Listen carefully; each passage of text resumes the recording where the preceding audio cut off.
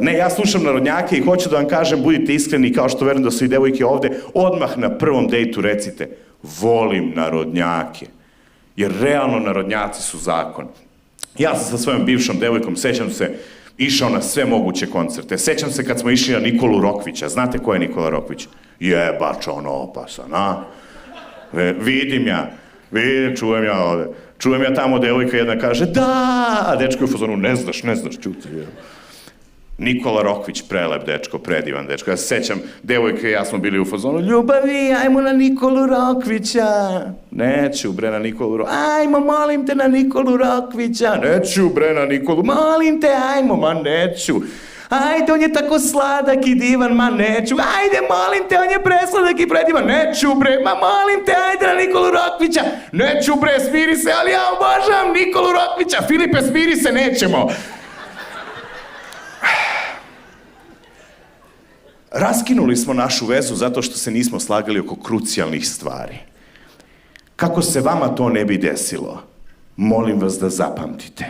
Ako slušate narodnjake, imajte na umu. Aca je Lukas, Aco je Pejović. To da znate. I slobodno pričajte vašim voljenim ljudima da volite narodnjake, jer je to, brate, prava muzika. Ja, na primjer, ja mislim da su narodnjački tekstovi prepuni smisla. Vi, gospođo, očigledno ne. Ja se izvinjavam, nisam znao da su ljudi iz Ministarstva kulture ovde. Možete da podignete ruku? A? Sad je u fazonu, ja ne dižem ruku, nije ovo kafana, ja u kafane ne idem, izvinite, molim. Narodnjaci, bre, imaju smisla. Dragana Mirković, edukativne pesme. Šta je smešno? Edukativne pesme. Da li mirno spavaš, luče moje? Ovo veče, da li te savest peče? Ja bolju pesmu o kondilomima nisam čuo. Lepa Brena. Ej, ti kad kažeš Lepa Brena, to je bre institucija, jebo. Ona je toliko velika zvezda, ona je sebe nazvala Lepa. To je kao da ja budem Kurati Filip, razumiješ? Toliko se smijete, znači da je istina, nema veze. Ali, brate, Lepa Brena je stvarno ono ikona prave narodne muzike, folk muzike, ikona feminizma u bivšoj Jugoslaviji, svaka je čast. I njeni tekstovi, oni spajaju ljude. Mile voli disko. Pa šta jebote ni... Pazio, Mile voli disko, a ja kolo šuma disko.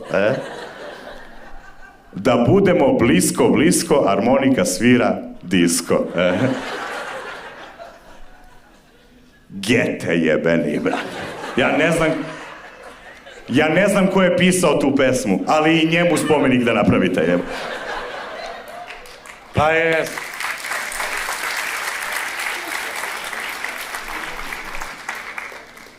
Taj tekst ima smisla, Brena nas spaja. Ona voli jedno, on voli drugo. Našli se na pola puta, pola prkosa i pola ponosa, na pola ja. Ja bi spot za tu pesmu snimao između makedonskog i albanskog dela Skoplja. Majke. U toj pesmi postoje samo dve nelogičnosti. Ako me neko slika ovako, jebaću vam. Nema veze. Postoje dve nelogičnosti, jedna i druga.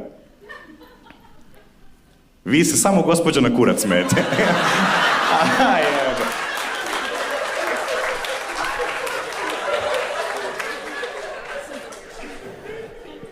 Baš ste pička.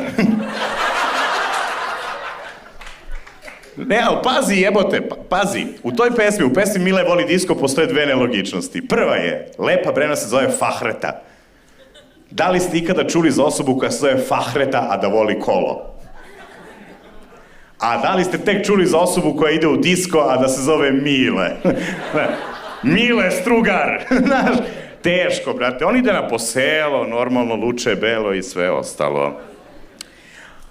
stvarno, mislio sam da ću u Skoplju doživjeti neke stvari koje nisam doživeo u Beogradu. Prvo kad sam došao, video sam billboard. Ceca. Rekao, jebote. A onda sam na sljedećem billboardu video dokaz da nesreća nikad ne ide sama. Ceca i Anastasija u Skoplju.